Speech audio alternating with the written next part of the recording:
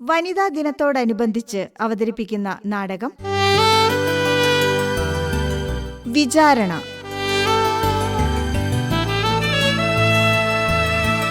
രചന രാജരാജേശ്വരി. ശബ്ദം നൽകുന്നവർ Bhagyalakshmi, Sindhu Vijayan, Seena Antony, Nariyapuram Venugopal, Manjushree, Adhya A Nair, Prasidh Pramod, MS Dhathri, Jayadev, Raji Devan. സംവിധാനം റൂബി ബാബു.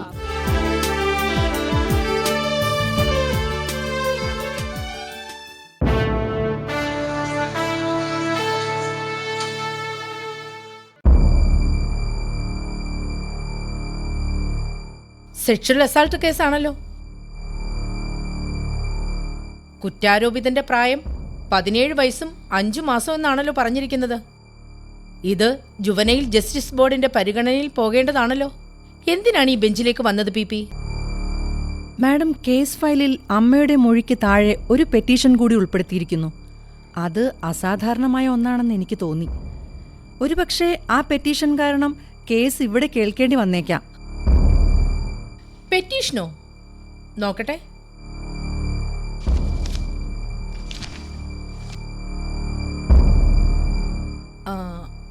മിസ്സിസ് ഷിബിന ജിതിൻ തന്നെയും തന്റെ ഭർത്താവിനെയും ഈ കേസിൽ പ്രതികളായി ചേർക്കണമെന്ന് അപേക്ഷിച്ചിരിക്കുന്നു. വിചിത്രമായ ആവശ്യമാണല്ലോ. കക്ഷി ചേരണമെന്ന് ആവശ്യപ്പെടാറുണ്ട്. ഇതിൽ പ്രതി ചേർക്കണമെന്ന്, അതും ഒരു ലൈംഗിക കുറ്റകൃത്യം ഉൾപ്പെടുന്ന കേസിൽ.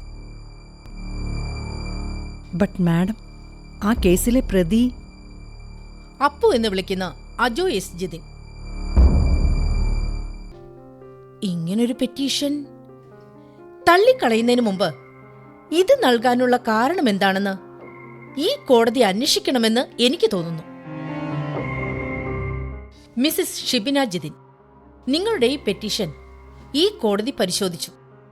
നിങ്ങളുടെ മകൻ അപ്പു എന്ന അജോ എസ് ജിതിൻ തന്റെ അനുജത്തിയുടെ കൂട്ടുകാരിയായ ആരതി എന്ന പെൺകുട്ടിയെ അവളുടെ സമ്മതം കൂടാതെ കടന്നുപിടിക്കുകയും വലിച്ചിഴയ്ക്കുകയും ബലാത്സംഗത്തിന് ശ്രമിക്കുകയും ചെയ്തുവെന്നാണ് കേസ്. കുറ്റാരോപിതൻ പ്രായപൂർത്തിയാകാത്തതുകൊണ്ട് ജുവനൈൽ ബോർഡിൽ പോകേണ്ട ഈ കേസ് താങ്കൾ നൽകിയ ഈ പെറ്റീഷൻ കാരണമാണ് ഇവിടെ വിചാരണയ്ക്ക് വരുന്നത്. പറയൂ, എന്താണ് ഇങ്ങനെ ഒരു പെറ്റീഷൻ? കോടതിയുടെ ചരിത്രത്തിൽ ഇതുവരെ കേട്ടിട്ടില്ലാത്തത്. പ്രതി ചേർക്കണമെന്ന് ആവശ്യപ്പെട്ടുകൊണ്ടുള്ളത് നൽകാനുള്ള കാരണം? കുറ്റക്കാരാണ് അപ്പു മാത്രമല്ല, ഞങ്ങളും. ഹേ, ഇതെന്തൊരു അസംബന്ധമാണ്. സൈലൻസ്.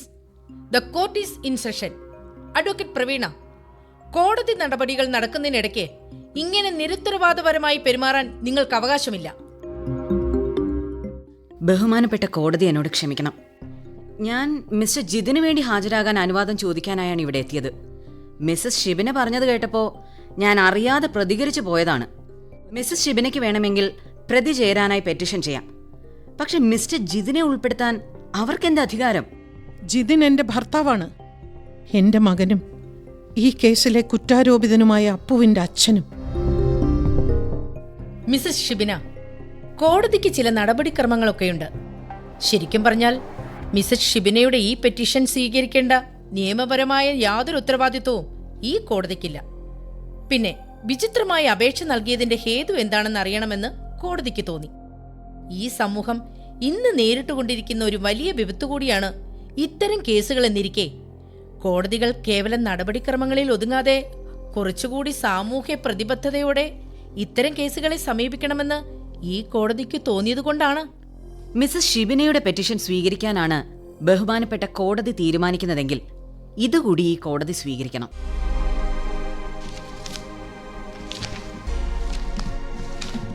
ഓഹോ, മിസ്സസ് ഷിബിന മാനസിക അനാരോഗ്യത്തിന് ചികിത്സയിലാണ് അല്ലേ? അത് കള്ള സർട്ടിഫിക്കറ്റാണ്. ഒരു അംഗീകൃത ഹോസ്പിറ്റലിൽ യോഗ്യതയുള്ള ഒരു ഡോക്ടർ നൽകിയ സർട്ടിഫിക്കറ്റാണിത്. ഇത് വ്യാജമാണെന്നാണോ മിസ്സസ് ഷിബിന ആരോപിക്കുന്നത്? ഇത്തരത്തിലുള്ള കടലാസുകൾ സംഘടിപ്പിക്കാൻ എന്റെ ഭർത്താവ് സമർത്ഥനാണ്. പ്രതികളായി ചേർക്കണമെന്ന് ആവശ്യപ്പെട്ടുകൊണ്ടുള്ള ഈ പെറ്റീഷൻ നിങ്ങൾ തന്നെ തയ്യാറാക്കിയതാണോ? അതെ. മനോനില തെറ്റിയ ഒരാൾക്ക് അതും ഈ സർട്ടിഫിക്കറ്റിൽ പറയുന്ന പോലുള്ള അസുഖമുള്ള ഒരാൾക്ക് ഇത്രയും കൃത്യമായി ഇങ്ങനെ ഒരു പെറ്റീഷൻ തയ്യാറാക്കാൻ സാധിക്കുമോ? ബഹുമാനപ്പെട്ട കോടതി മുറകൾക്ക് അല്പം മയവ് വരുത്തി എനിക്ക് പറയാനുള്ളത് കേൾക്കാനുള്ള ദയവ് കാണിക്കണം. ശരി, കേൾക്കട്ടെ, പറയൂ. എൻ്റെ മകൻ മാഡം, ഷിബിന എന്റെ കക്ഷിക്കെതിരെ സംസാരിക്കാൻ ഇടയുള്ളതുകൊണ്ട് എനിക്ക് ആദ്യം തന്നെ ചില വിശദീകരണങ്ങൾ ഷിബിനയിൽ നിന്ന് ചോദിച്ചറിയേണ്ടതുണ്ട്. ശരി, you may proceed. Mrs Shibina, നിങ്ങൾക്ക് ഭ്രാന്തുണ്ടോ? മാഡം, ഇവരിങ്ങനെ എന്തിനാണ് ആ സ്ത്രീയെ ഹരാസ് ചെയ്യുന്നത്? പ്രത്യേകിച്ചും അവർ യാതൊരു നിയമസഹായവും ഇല്ലാതെ കോടതിക്ക് മുന്നിൽ നിൽക്കുമ്പോൾ. അഡ്വക്കേറ്റ് പ്രവീണ, പ്ലീസ്, നിങ്ങൾ ഉപയോഗിക്കുന്ന ഭാഷ അത് ശ്രദ്ധിക്കൂ. ശരി. മിസസ് ഷിബിന, നിങ്ങൾ മാനസിക അനാരോഗ്യത്തിന് ചികിത്സയിലാണോ? അല്ല. അപ്പോ ഈ സർട്ടിഫിക്കറ്റ്? അതിൽ പറഞ്ഞിരിക്കുന്നത് കള്ളമാണ്. അതായത് നിങ്ങൾ മുൻപേ കോടതിയോട് പറഞ്ഞതുപോലെ നിങ്ങളുടെ മിടുക്കനായ ഭർത്താവ് സംഘടിപ്പിച്ച വ്യാജരേഖയാണിത്, അല്ലേ? അത് വ്യാജമാകണമെന്നില്ല, ഒറിജിനൽ തന്നെയായിരിക്കാം. ഇവിടെ പണം നൽകിയാൽ കിട്ടാത്തത് എന്താണ്? ഓഹോ, അതായത് ഇതിൽ ഒപ്പിട്ടിരിക്കുന്ന ഡോക്ടർ കോഴ വാങ്ങി നൽകിയതാണ് ഈ സർട്ടിഫിക്കറ്റ് എന്ന്. അതൊരു ഗുരുതരമായ ആരോപണമല്ലേ മിസസ് ഷിബിന? മാഡം, കഴിഞ്ഞ മാസം എൻ്റെ മകൻ അപ്പു ലൈസൻസ് ഇല്ലാഞ്ഞിട്ടും ബൈക്ക് ഓടിച്ചു പോയി ഒരു വൃദ്ധനെ ഇടിച്ചു വീഴ്ത്തി. എന്നാൽ താനാണ് ബൈക്ക് ഓടിച്ചിരുന്നത് എന്നും മനുമാമൻ റോഡ് മുറിച്ചു കടക്കുന്നതിനിടെ വണ്ടി ശ്രദ്ധിക്കാതെ മുന്നിലേക്ക് എടുത്തു ചാടിയതാണെന്നും പറയുന്ന 3 സാക്ഷികളെ എൻ്റെ ഭർത്താവ് ഉണ്ടാക്കിയിരുന്നു. മാഡം, എന്റെ കക്ഷിയായ മിസ്റ്റർ ജിതിൻ പറയുന്നത് തന്റെ ഭാര്യ ഈ കാര്യം കഴിഞ്ഞ 1 മാസമായി ആവർത്തിച്ചു കൊണ്ടിരിക്കുകയാണെന്നാണ്. തന്റെ മകൻ അപ്പുവിന് ബൈക്ക് ഓടിക്കുക എന്നതൊരു വലിയ ഭ്രമമാണെന്നും താൻ അതെപ്പോഴും കർശനമായി നിരോധിച്ചിട്ടുണ്ടെന്നും പക്ഷെ തന്റെ ഭാര്യ മനോവിഭ്രാന്തിയിൽ അപ്പു ബൈക്ക് എടുത്തോണ്ട് പോയിരിക്കുന്നു എന്ന് എപ്പോഴും പറഞ്ഞുകൊണ്ടിരിക്കും എന്നും പറയുന്നു. മാഡം, ഇതൊന്ന് കേൾക്കണം. എന്താണത്? ഇതൊരു ഓഡിയോ ക്ലിപ്പാണ് മാഡം. ഇത് ഈ കോടതി ഒന്ന് കേൾക്കണം. ആ പെൻഡ്രൈവ് ഒന്ന് വാങ്ങിക്കൂ, എന്നിട്ട് ഈ സിസ്റ്റത്തിൽ കേൾപ്പിക്കൂ. ആ ശരിയാ, അതേനേ, അവൻ ഓവർ സ്പീഡിലായിരുന്നു. എന്ത് പറയാൻ, അവന് ബൈക്ക് എന്ന് പറഞ്ഞ ഒരു ഭ്രാന്ത. പക്ഷെ അവൻ്റെ മാത്രം കുറ്റം എന്നൊന്നും പറയാൻ പറ്റില്ല കേട്ടോ. മനിമാമനെ അറിയാമല്ലോ, ആ കിളവൻ റോഡിൻ്റെ നടുവിലൂടെ മാത്രമേ നടക്കൂ. വലിയ പരിക്കൊന്നുമില്ലെന്നേ, മാമന് രൂപ 15,000 കൊടുത്താ ഒതുക്കിയത്. ഞാനാണ് ഓടിച്ചതെന്നങ്ങ് പറഞ്ഞേക്ക്. ഓക്കെ ഓക്കെ, വൈകിട്ട് കാണാം. ഇത് നിങ്ങളുടെ ഭർത്താവായ ജിതിന്റെ ശബ്ദമാണോ? അതെ. നിങ്ങൾ നിങ്ങളുടെ ഭർത്താവിന്റെ സ്വകാര്യ ഫോൺ സംഭാഷണങ്ങൾ റെക്കോർഡ് ചെയ്യാനുള്ള കാരണം എന്താണ്? അച്ഛൻ്റെ ഫോൺ സംഭാഷണം അച്ഛൻ അറിയാതെ എൻ്റെ മകളാണ് റെക്കോർഡ് ചെയ്തത്. എന്തിനാണെന്നോ? എന്നെ കേൾപ്പിക്കാൻ. അവൾ പലപ്പോഴും അപ്പുവിനെക്കുറിച്ച് അവളുടെ കൂട്ടുകാരികൾ പറയുന്ന പരാതികൾ എന്നോട് വന്ന് പറയുമായിരുന്നു. പക്ഷെ ഞാനതിന് ചെവി കൊടുത്തിരുന്നില്ല. എനിക്കെൻ്റെ മകനെ അത്രയ്ക്ക് വിശ്വാസമായിരുന്നു. ശരിയാണ്, ഞാനും അവൻ്റെ അച്ഛനും ബൈക്ക് ഓടിക്കുന്നതിൽ നിന്നും അവനെ കർശനമായി വിലക്കിയിരുന്നു. പക്ഷെ പലപ്പോഴും അവൻ ബൈക്ക് ഓടിച്ചു പോകുന്നത് കണ്ടിട്ടുണ്ടെന്ന് എൻ്റെ മകൾ എന്നോട് പറഞ്ഞിട്ടുമുണ്ട്. Madam, she's totally confused. അവർ പറയുന്നതെല്ലാം കൂടി കുഴഞ്ഞു മറിഞ്ഞിരിക്കുന്നത് ശ്രദ്ധിച്ചു കാണുമല്ലോ. മകൾ അച്ഛൻ്റെ ഫോൺ സംഭാഷണം റെക്കോർഡ് ചെയ്തു എന്ന്. വിശ്വസനീയമല്ലത്. ആ ഓഡിയോ ക്ലിപ്പ് വ്യാജമാണ് മാഡം. ആ ഓഡിയോ ക്ലിപ്പ് തൻ്റെ ഭാര്യയുടെ മനോവിഭ്രാന്തി അറിയാവുന്ന ആരോ വ്യാജമായി പടച്ചുണ്ടാക്കി അത് തൻ്റെ ഭാര്യയ്ക്ക് അയച്ചു കൊടുക്കുകയും അവരെ ബ്ലാക്ക്മെയിൽ ചെയ്യുകയുമായിരുന്നുവെന്നാണ് മിസ്റ്റർ ജിതൻ സമർത്ഥിക്കുന്നത്. ഇല്ല, അങ്ങനെയൊന്നും നടന്നിട്ടേയില്ല. എൻ്റെ ഭർത്താവ് അങ്ങനെ പറഞ്ഞിട്ടുണ്ടെങ്കിൽ അത് അസത്യമാണ്. മിസസ് ഷിബിന, ഞാനൊന്ന് ചോദിക്കട്ടെ. മകൻ ബൈക്ക് ഓടിച്ച് ഇടിച്ചു വീഴ്ത്തിയെന്ന് പറഞ്ഞ മിസ്റ്റർ ചെമ്പകവിളാകം മനുരാജനെ നിങ്ങൾ പിന്നീട് എപ്പോഴെങ്കിലും കണ്ടുമുട്ടിയിരുന്നോ? ഉണ്ട്. അപ്പോൾ അദ്ദേഹം താങ്കളോട് തനിക്ക് പറ്റിയ അപകടത്തെപ്പറ്റി എന്തെങ്കിലും പറഞ്ഞോ? പറഞ്ഞിരുന്നു. എൻ്റെ ഭർത്താവ് ബൈക്ക് കൊണ്ട് തന്നെ തട്ടി വീഴ്ത്തിയെന്നും തൻ്റെ ശ്രദ്ധക്കുറവ് കൊണ്ടാണ് അത് സംഭവിച്ചതെന്നും. മാഡം, ഈ സ്ത്രീ മനോവിഭ്രാന്തിയിലാണ് എന്നതിന് ഇതിൽ കൂടുതൽ തെളിവ് വേണോ? തെളിവ്? ജിതിൻ നൽകിയ സർട്ടിഫിക്കറ്റ് ശരിയായത്, പക്ഷെ ഞാൻ തന്ന തെളിവ് വ്യാജവും. മാഡം, ഞാനിവിടെ പറഞ്ഞതെല്ലാം സത്യമാണ്. മാഡത്തിന് വേണമെങ്കിൽ ആ ഫോൺ സംഭാഷണം റെക്കോർഡ് ചെയ്തുവോ എന്ന് എൻ്റെ മകളോട് ചോദിക്കാം. മിസസ് ഷിബിനയുടെ മകൾ പ്രായപൂർത്തിയാകാത്ത കുട്ടിയാണ്. വിസ്തരിക്കണമെങ്കിൽ നടപടിക്രമങ്ങൾ വേറെയാണ് മാഡം. അഡ്വക്കേറ്റ് പ്രവീണ, റസീന, ദയവായി നിങ്ങൾ രണ്ടുപേരും സഹകരിക്കണം. മിസസ് ഷിബിന, നിങ്ങൾക്ക് പറയാനുള്ളത് പറയുവാൻ ഞാൻ അനുവദിക്കുകയാണ്. എൻ്റെ മകനെ പോലീസ് പിടിച്ചുകൊണ്ടുപോയി എന്ന് കേട്ടപ്പോൾ ഞാൻ വീട്ടിൽ നിന്നും ഇറങ്ങി ഓടി. എൻ്റെ ഭർത്താവ് ഫോണിലൂടെ എന്നോട് പറഞ്ഞതെല്ലാം എൻ്റെ തലയ്ക്കുള്ളിൽ അലയടിച്ചുകൊണ്ടേയിരുന്നു. വഴിയിലൂടെ ധൃതിയിൽ നടക്കുമ്പോൾ ഞാൻ അതിനൊക്കെ മറുപടി പറഞ്ഞുകൊണ്ടിരുന്നു. ഞാൻ വല്ലാതെ കിതയ്ക്കുന്നുണ്ടായിരുന്നു. വഴിയിൽ ഏതോ ഒരിടത്ത് ഞാൻ ഇരുന്നു പോയി. കിതപ്പും ദുഃഖഭാരവും കൊണ്ട് എൻ്റെ നെഞ്ച് നുറുങ്ങുന്നതുപോലെ. അമ്മയെ എന്ന വിളി കേട്ട് ഞാൻ തലയുയർത്തിയപ്പോൾ എൻ്റെ മകൾ, ജഡ്ജി മാഡം, അവൾ, എൻ്റെ മോൾ എന്നെ കെട്ടിപ്പിടിച്ച് ആശ്വസിപ്പിക്കാൻ ശ്രമിക്കുന്നുണ്ടായിരുന്നു. ഞാൻ അവളെ മിഴിച്ചു നോക്കിയിരുന്നതേയുള്ളൂ. അവൾ പലപ്പോഴായി എന്നോട് പറഞ്ഞതും ഞാൻ നിസ്സാരമാക്കി തള്ളിക്കളഞ്ഞതുമായ ഓരോ സംഭാഷണങ്ങളും എൻ്റെ ചെവിയിൽ അപ്പോൾ മുഴങ്ങിക്കൊണ്ടേയിരുന്നു.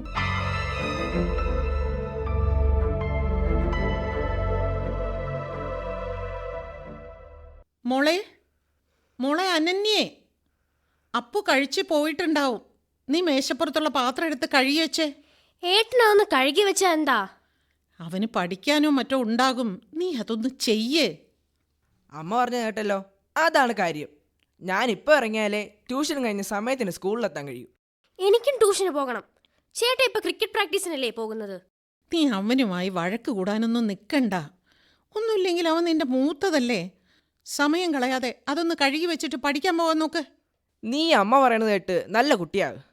സമയമായി, ഞാൻ പോട്ടെ. Bye bye. അമ്മേ, ഞാൻ ഇറങ്ങുന്നേ.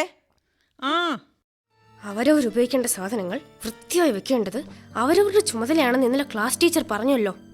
കൊച്ചേ, നിനക്കിപ്പോൾ ഇച്ചിരി കൂടുന്നുണ്ടേ. നീ അവനുമായി മത്സരിക്കാനൊന്നും നിൽക്കണ്ട. ദേ, നീ വേറെ വീട്ടിൽ കഴിയാനുള്ളതാ. അവൻ അങ്ങനെയാണോ? ഓ, എന്ത് പറഞ്ഞാലും അമ്മയ്ക്കുണ്ടൊരു വേറെ വീട്. അപ്പൊ ഞാൻ ഈ വീട്ടിലുള്ളതല്ലേ? വേറൊരു വീട്ടിൽ അവിടുത്തെ ജോലിക്കാരിയായിട്ടൊന്നുമല്ലല്ലോ ഞാൻ പോകുന്നത്.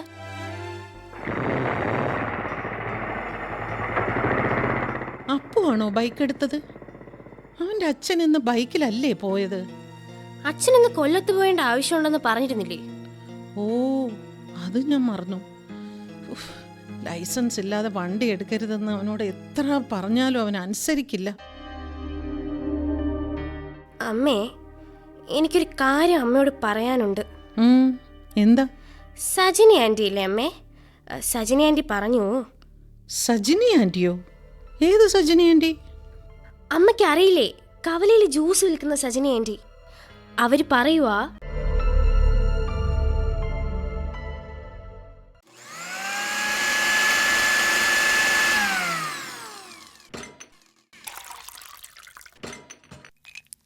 ഐസ് ഇട്ടിട്ടുണ്ട്. കുഴപ്പമില്ല ആൻറ്റി. സൂപ്പർ. ഇഷ്ടപ്പെട്ടോ? പിന്നെ സജിനി ആൻറ്റിയുടെ മാംഗോ ജ്യൂസ് ഞങ്ങളുടെ ഇടയിൽ ഫേമസ് അല്ലേ? അപ്പുച്ചേട്ടൻ സജിനി ആൻറ്റിയുടെ മാംഗോ ജ്യൂസിനെ പറ്റി എപ്പോഴും പറയും. ആൻറ്റി, ക്യാഷ് ഇവിടെ വെച്ചിട്ടുണ്ടേ. ആ മോളെ, എന്താ ആൻറ്റി? ഞാനതെങ്ങനെയാ നിന്നോട് പറയാ? നിന്റെ അപ്പുച്ചേട്ടൻ ആളത്ര ശരിയല്ല കേട്ടോ. അതെന്താ ആൻറ്റി അങ്ങനെ പറഞ്ഞ്? മോളെ, അമ്മയുടെ പ്രായമുള്ള എന്നെ അവൻ കയറി പിടിച്ചു. ആ, കൊച്ചു പയ്യനില്ലെന്ന് വിചാരിച്ച് ഞാൻ അവനെ ഒന്ന് ശകാരിച്ചു വിട്ടു. മോളേതായാലും മോടെ അമ്മയോടൊന്ന് പറ, അവനെ ഒന്ന് ശ്രദ്ധിക്കാൻ. ഇത് നമ്മൾ മാത്രം അറിഞ്ഞാൽ മതി കേട്ടോ മോളെ. അപ്പുച്ചേട്ടൻ, ഞാൻ പറയാം ആൻറ്റി. ഞാൻ പറയാം.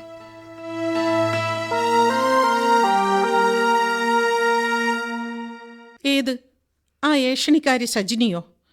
അവൾ പറയുന്നതും കേട്ട് വിശ്വസിച്ച് ഇങ്ങോട്ട് പോകുന്നു അല്ലേ?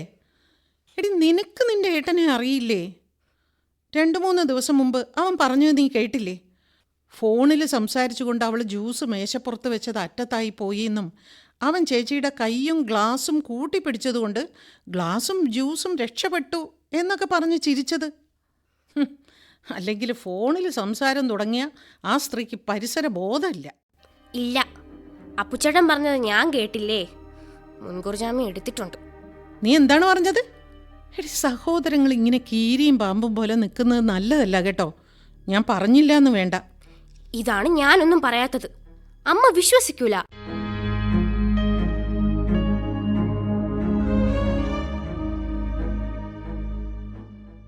അമ്മേ, കഴിക്കാൻ താ, വിശക്കുന്നു. ആ, നീ വന്നോ? അമ്മേ, ഞാൻ വരുന്ന വഴി ബസ്സിലിരുന്ന് നോക്കിയപ്പോഴേ ഏട്ടനും കുറേ ആൺപിള്ളേരും കൂടി ബസ് സ്റ്റോപ്പിലിരുന്ന് മൊബൈലിൽ എന്തോ കണ്ടുകൊണ്ടിരിക്കുമായിരുന്നു. അവർ വല്ല സിനിമയോ പാട്ടോ മറ്റോ കാണുന്നതായിരിക്കും. ഇതൊക്കെ വലിയ കാര്യമായിട്ട് പറയാൻ എന്താ ഉള്ളത്? എന്തോ അവരുടെയൊക്കെ മുഖഭാവം എനിക്ക് പിടിച്ചില്ല. നീ വല്ലതും കഴിച്ചിട്ട് പഠിക്കാൻ നോക്ക് കൊച്ചേ. ചുമ്മാ ഇപ്പം നോക്കിയാൽ.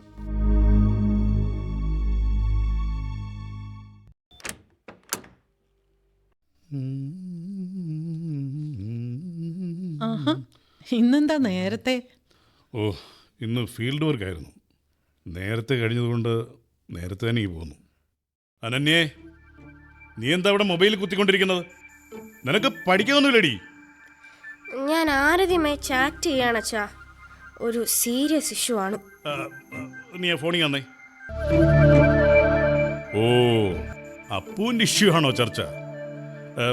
ആ ഇഷ്യൂ അവസാനിച്ചു. അവളുടെ അച്ഛൻ എന്നെ വിളിച്ചിരുന്നു. ഞങ്ങളത് സെറ്റിൽ ചെയ്തു. ഇനി അത് വിട്ടേക്ക്.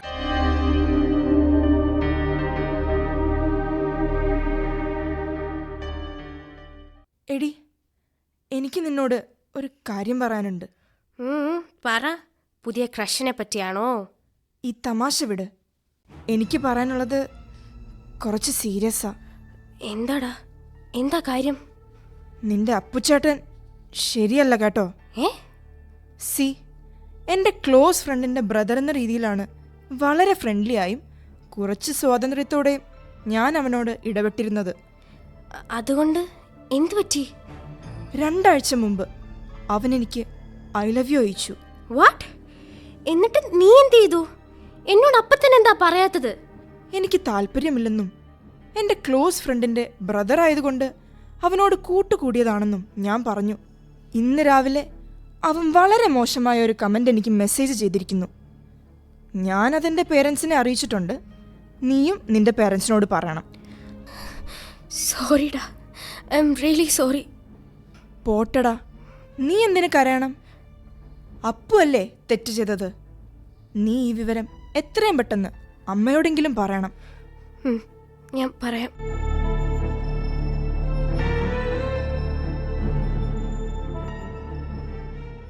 ശരി, അവൻ ചെയ്തത് തെറ്റാണെന്ന് സമ്മതിച്ചു. അവനെ പറഞ്ഞ് ബോധ്യപ്പെടുത്തിയിട്ടുണ്ട്. പിന്നെ ആരതി ആദ്യമേ പ്രതികരിക്കണമായിരുന്നു. അവൾ അപ്പം തന്നെ അപ്പുവിനോട് പറഞ്ഞിരുന്നല്ലോ തനിക്ക് ഇൻട്രസ്റ്റ് ഇല്ലാന്ന്. പേരൻസിനെയോ സ്കൂൾ അധികൃതരെയോ അപ്പം തന്നെ അറിയിക്കണമായിരുന്നു. അല്ലാതെ നേരിട്ട് ചെന്ന് സംസാരിച്ചാൽ അതൊക്കെ അതിൻ്റെ ഒരു രീതിയായിട്ട് അവൻ കണക്കാക്കി കാണും. പ്രണയമൊക്കെ ഈ പ്രായത്തിൽ സാധാരണയല്ലേ? പിന്നെ കമൻ്റ് അടിച്ചു എന്നൊക്കെ പറയുമ്പോൾ അവൾ അപ്പം തന്നെ പ്രതികരിക്കണമായിരുന്നു. അത് ചെയ്യാത്തോണ്ടായിരിക്കാം അവൻ തെറ്റിദ്ധരിച്ചതും. ഓഹോ, അപ്പോൾ ആരതിയായി കുറ്റക്കാരി. എല്ലാ കാര്യത്തിലും നിങ്ങൾ രണ്ടാളും ഇങ്ങനെ അപ്പുവിന്റെ സൈഡ് പിടിക്കല്ലേ? എടി, ഞാൻ അവൻ്റെ പക്ഷം പറഞ്ഞതൊന്നുമല്ല. ഒരു പ്രണയം മെസ്സേജ് കിട്ടിയെന്നും പറഞ്ഞ് അത് അത്ര വലിയ കുറ്റകൃത്യമായി ചിത്രീകരിക്കേണ്ട ആവശ്യമില്ല എന്നേ ഞാൻ ഉദ്ദേശിച്ചുള്ളൂ. പിന്നെ ആ കുട്ടിക്ക് ഇഷ്ടമില്ലെന്ന് പറഞ്ഞതുകൊണ്ട് അവളുടെ പിറകെ നടന്ന് ശല്യം ചെയ്യരുത് എന്ന് അച്ഛൻ അവനോട് പറഞ്ഞിട്ടുണ്ടല്ലോ. ഓ, അത്രയെങ്കിലും ചെയ്തുവല്ലോ. വലിയ കാര്യം. ആരതി പറഞ്ഞത് കേട്ടിട്ട് എന്റെ തൊലി ഉരിഞ്ഞുപോയി.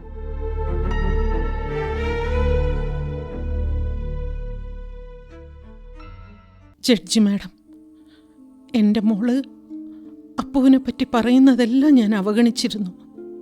ആരതിയുടെ വിഷയം പക്ഷേ അച്ഛനും ഞാനും കൂടി അത് അവസാനിപ്പിക്കാൻ കഴിഞ്ഞെങ്കിലും എൻ്റെ മനസ്സിൻ്റെ ഏതോ കോണിലിരുന്ന് എന്നെ അത് അസ്വസ്ഥയാക്കി. മാതാപിതാക്കളായ ഞങ്ങൾ വിചാരിക്കുന്ന തരത്തിലല്ല അവൻ വളരുന്നത് എന്നൊരു തോന്നൽ.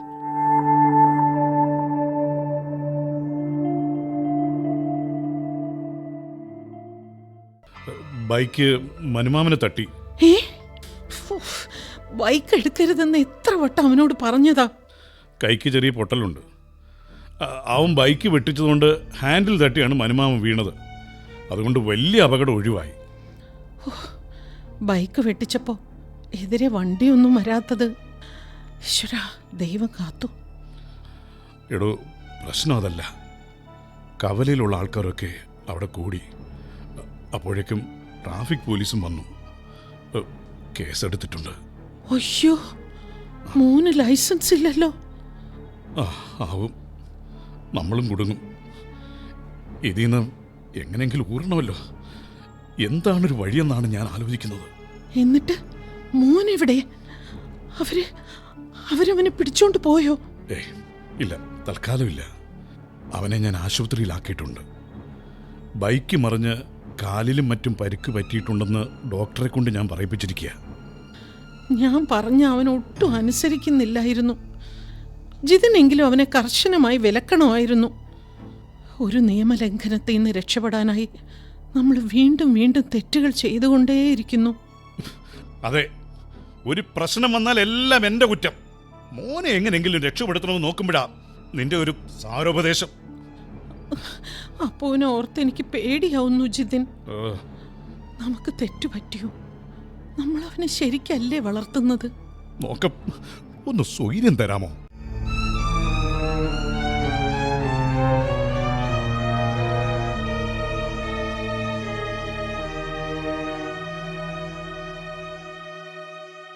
ജഡ്ജി മാഡം, വഴിവക്കിലിരുന്ന് എൻ്റെ മകളെ കെട്ടിപ്പിടിച്ചുകൊണ്ട് ഞാൻ കുറേ നേരം കരഞ്ഞു. എന്തുകൊണ്ടാണ് എൻ്റെ മകൻ ഇങ്ങനെയൊരു കുറ്റകൃത്യം ചെയ്തത്? ലൈംഗിക കുറ്റവാളി. ആദ്യം കേട്ടപ്പോൾ ഉണ്ടായ മരവിപ്പ് പിന്നീട് വെറുപ്പായി മാറി. ഇതെൻ്റെ മകനല്ല. പിന്നീട് ഞാൻ ആലോചിച്ചു, ആണല്ലോ, അപ്പു എന്ന ലൈംഗിക കുറ്റവാളി ജിതിൻ്റെയും എൻ്റെയും മകൻ തന്നെയാണല്ലോ. ഞങ്ങൾ വളർത്തി വലുതാക്കിയ മകൻ. ഞാൻ എൻ്റെ ഭർത്താവിനെ ഫോണിൽ വിളിച്ചു.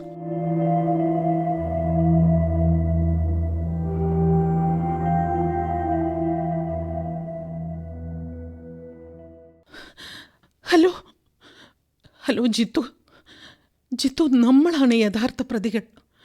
പോലീസിനോട് നമ്മളെയും പ്രതി ചേർക്കാൻ പറയൂ. നിനക്ക് ഭ്രാന്താണോ? അവനെ രക്ഷിച്ചെടുക്കാൻ പാടുപെടുന്നതിനിടയ്ക്ക് നിന്റെ പിച്ചും പോയി സഹിക്കണമെന്ന് വെച്ചാ? ജിത്തു, ഞാൻ പറയുന്നതൊന്ന് കേൾക്കൂ. നീ വെച്ചിട്ട് പോ. ഫോൺ കട്ട് ചെയ്യല്ലേ ജിത്തു. കട്ടാക്കി കളഞ്ഞു.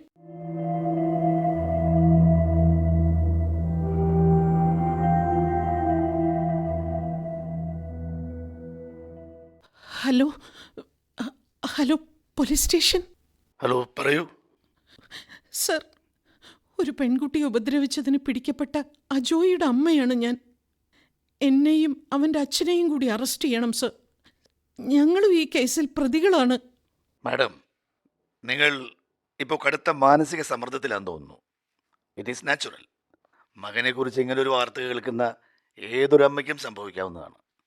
നിങ്ങളിപ്പോൾ അല്പം റെസ്റ്റ് എടുക്കൂ. നിങ്ങളുടെ ഭർത്താവ് ഇവിടെ തന്നെയുണ്ട്. ജിത്തു അവിടെ ഉണ്ടോ? എനിക്കറിയാം, ജിത്തു അപ്പുവിനെ ന്യായീകരിക്കുകയുള്ളൂ. പക്ഷെ സർ, ഞങ്ങളും ശരിക്കും പ്രതികളാണ്.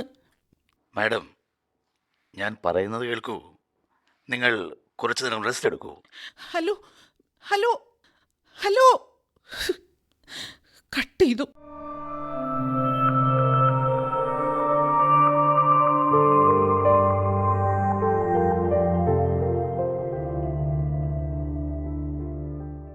മിസ്സിസ് ഷിബിന, നിങ്ങളുടെ വികാരങ്ങൾ വ്യക്തിയെന്ന നിലയിൽ എനിക്ക് മനസ്സിലാകും.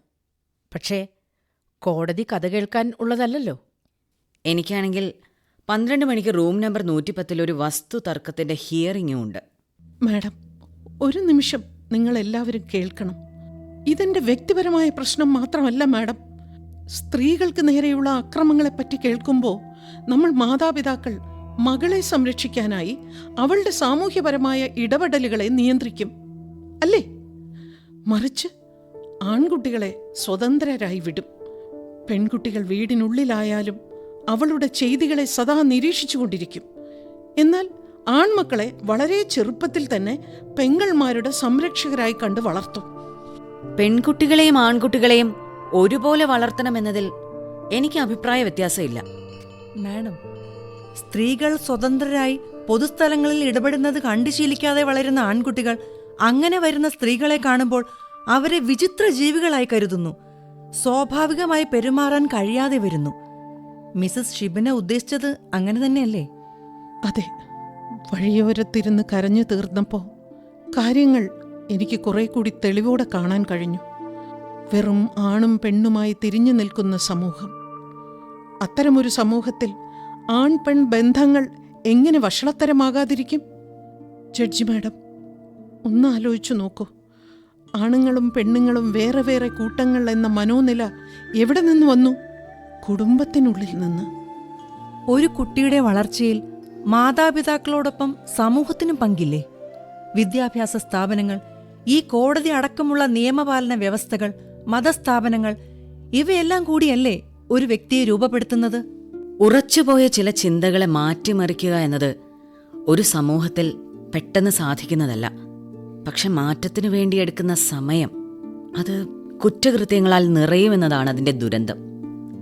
ശരിയാണ് മിസസ് ഷിബിന. അഡ്വക്കേറ്റ് റസീന, നിങ്ങളുടെ വാദങ്ങൾ ഞാൻ അംഗീകരിക്കുന്നു.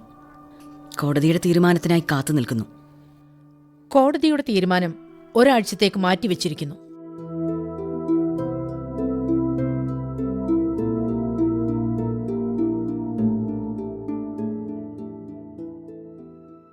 എത്ര സമയമെടുത്താലും ഈ കേസിൽ എനിക്ക് എന്ത് വിധിയായിരിക്കും പറയാൻ കഴിയുക? ഒന്നാമത്, ഇതൊരു കേട്ടുകേൾവിയില്ലാത്തൊരു പെറ്റീഷൻ. തള്ളുകയല്ലാതെ നിയമപരമായി വേറൊന്നും ചെയ്യാൻ പറ്റില്ലല്ലോ. പക്ഷേ ആ അമ്മയുടെ വാദങ്ങൾ, അവരെ ഈ പെറ്റീഷനിലേക്ക് നയിച്ച ചേതോ വികാരങ്ങൾ എത്രയോ സത്യസന്ധമാണ്. ഇവിടെ എന്റെ ഈ മുറിയിൽ ഞാൻ എന്റെ അധികാര ചിഹ്നങ്ങളെല്ലാം ഉപേക്ഷിച്ചുകൊണ്ട് പറയുന്നു, ഷിബിന, നിങ്ങളോടൊപ്പം കൈകോർത്തുകൊണ്ട് പറയുന്നു, ലൈംഗിക കുറ്റകൃത്യങ്ങളിൽ നിങ്ങൾ പറഞ്ഞതുപോലെ ഞാനും സമൂഹത്തിലെ ഓരോരുത്തരും പ്രതികളാണ്. ഓരോ കുറ്റവാളികൾക്കുമെതിരെ വിധി എഴുതുമ്പോഴും അജോയിമാർ എങ്ങനെയാണ് രൂപപ്പെടുന്നതെന്ന് നമ്മൾ ഓരോരുത്തരും ഓർക്കേണ്ടതുണ്ട്. ആണും പെണ്ണും സഹജീവികളാണെന്ന് ഓരോ കുടുംബങ്ങളും പഠിപ്പിക്കേണ്ടതുണ്ട്. ഷിബിന, മാനസിക രോഗിയെന്ന് നിങ്ങൾ പരിഹസിക്കപ്പെട്ടാലും കോടതിയിൽ നിങ്ങൾ ഉന്നയിച്ച നിങ്ങളുടെ ഈ വിചിത്രമായ അപേക്ഷയായിരിക്കും നാളെ സമൂഹത്തിന്റെ കണ്ണു തുറപ്പിക്കുന്നത്.